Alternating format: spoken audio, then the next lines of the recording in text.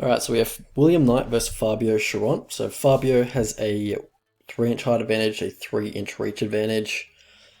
Yep, alright, so break down the striking of these two. So for William Knight, I think he's super uncomfortable on the feet.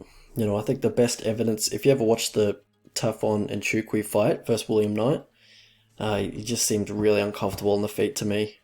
Just tendencies that he shows in every fight is that he'll just lean back with his chin in the air, turns away from his opponent at times to avoid like blitzes or combinations. But yeah, offensively, everything's with explosion. He doesn't lose that explosiveness for 15 minutes. So yeah, he's obviously, he's a problem offensively. Defensively, I'm not too sure. So his favorite strikes that he likes to throw are the heavy low calf kicks. Saw that in the Jung fight, just spammed low calf kicks, and the step in overhand right. So the problem with this step in overhand right is that it's a power shot and you're not setting it up, and also you're telegraphing it by stepping in and pretty much letting the opponent know that you're going to throw an overhand right because every time you step in, you throw it. So that's the problem with that. Yeah, step in overhand right is basically all he throws. Chiron's, he's mostly looking to counter. So if you're a counter striker, you probably have to have a pretty good idea of range and how far you need to be away from your opponent. So theoretically, you should be able to dodge the overhand right because it's very telegraphed, and then get back into range and look to counter William Knight, because William Knight doesn't look to throw anything after the step in overhand right. So theoretically, Fabio should be able to step back, maintain distance, avoid that overhand right that William Knight is throwing, and then come back with a counter of his own. And I think Fabio does have better hands than William Knight. He throws the 1-2, 2-3, 3-2. Fundamental boxing is much more fundamental in general as a fighter than compared to William Knight. But he's not perfect. He will overextend quite a bit on his straight left. That could lead him into the clinch of William Knight. We'll get into that in a second. But as I said, the other thing that William Knight does throw is the low calf kicks. And for Chiron, he's a southpaw, and the inside low kick will be there, and I'm expecting William Knight to keep banging that inside low kick. But what I've seen from Chiron is that he will actively try and check leg kicks. Also, just seems pretty cognizant of leg kicks as a game plan from his opponent in general. He'll proactively try and mirror the opponent's stance just to make sure that outside low calf isn't really available for his opponent. So yeah, I'm pretty impressed with his leg kick defense, and it could be a problem obviously because William Knight does bang them in, but I think he's pretty well suited to defend them more than your average guy that's 7-2. Break down the grappling of these two. So for William Knight, I don't think he is very good wrestling at all. He goes for that very predictable lazy level change when he's pressured. Near the fence, he doesn't getting pressured really. So when you pressure him near the fence, he's probably going to go, for a lazy level change and kind of reach for your hips. He doesn't really engage his own hips at all, and he doesn't, use his legs to drive or anything. He just kind of reaches for the hips. But yeah, bad technique on his wrestling in general. If he does get into opposition, he has decent ground and pound. It's kind of weird technique on it. If you watch his Contender Series fight, he kind of clubs. He kind of throws hammer fists kind of from the side. It's just weird technique on his ground and pound.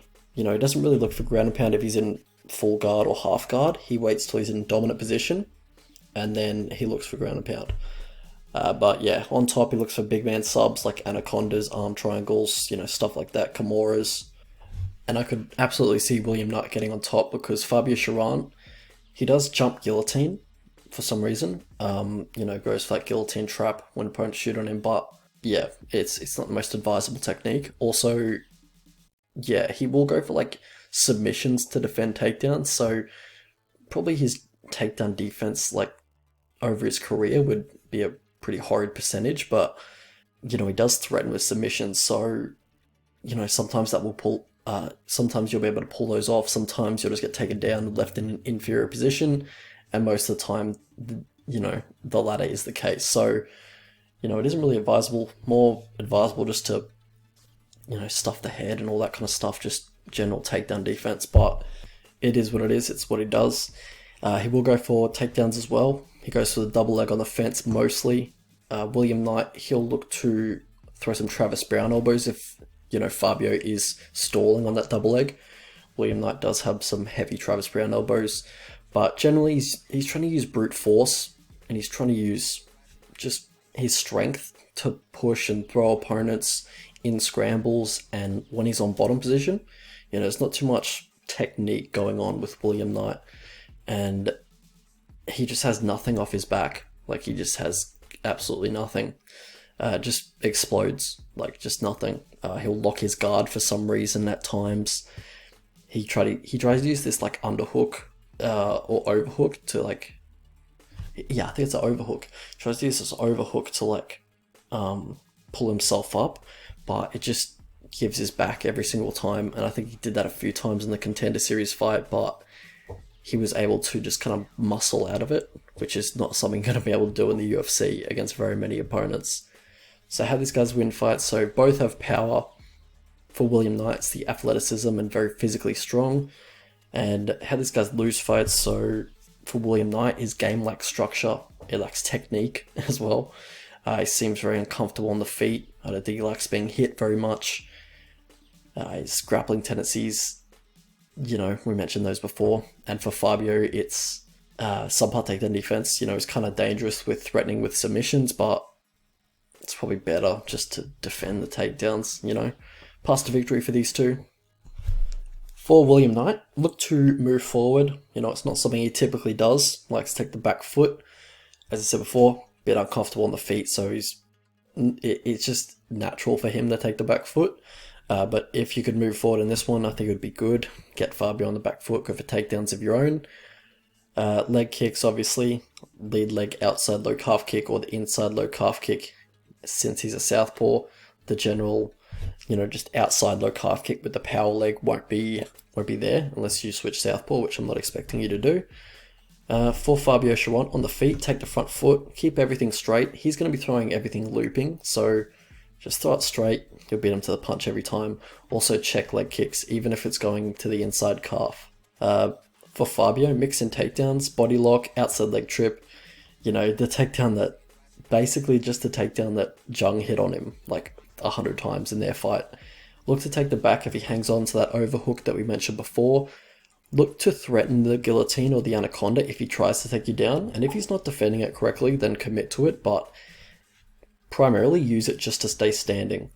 Don't settle for bottom position if he does get you down. For William Knight, clinch him against the cage. I think that's probably the most reliable path to victory for you, honestly.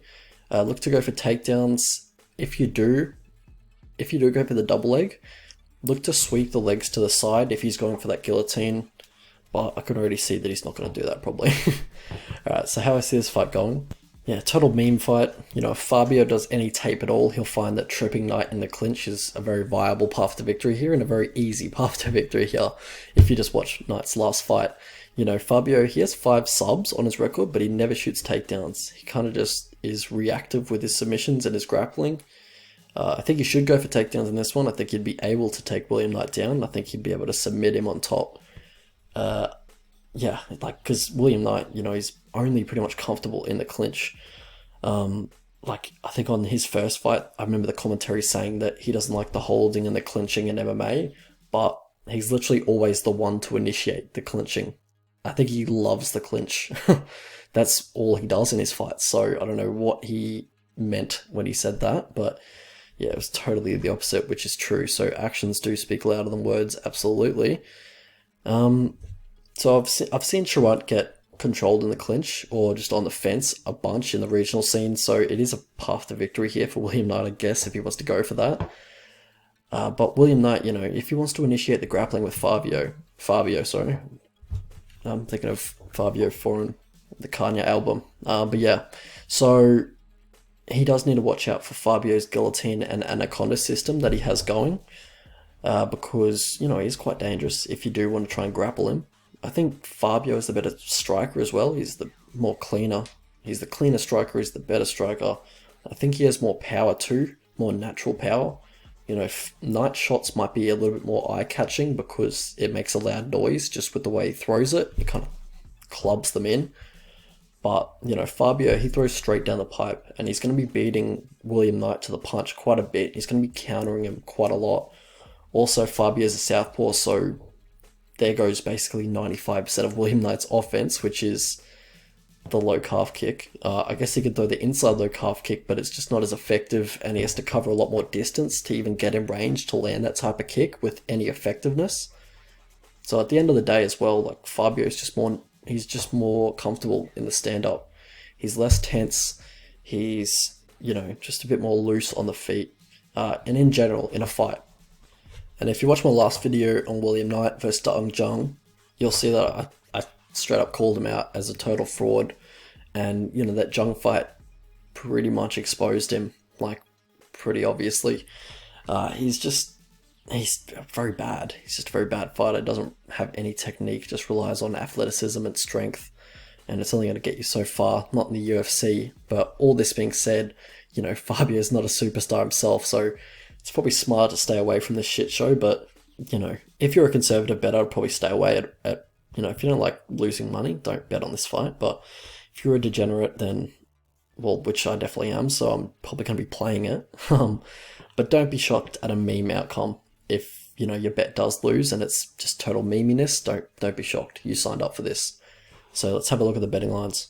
Alright, so if you guys could like the video and all that stuff, that would be great. Cheers for that.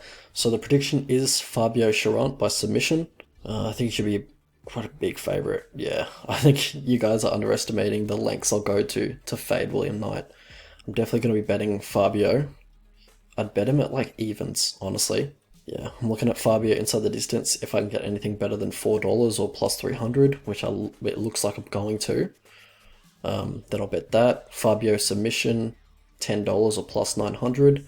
I'd look at that as well, but yeah, just not. It's not really a fight you want to bet on, but it's definitely something memey going to happen. But I think Fabio, you know, should win.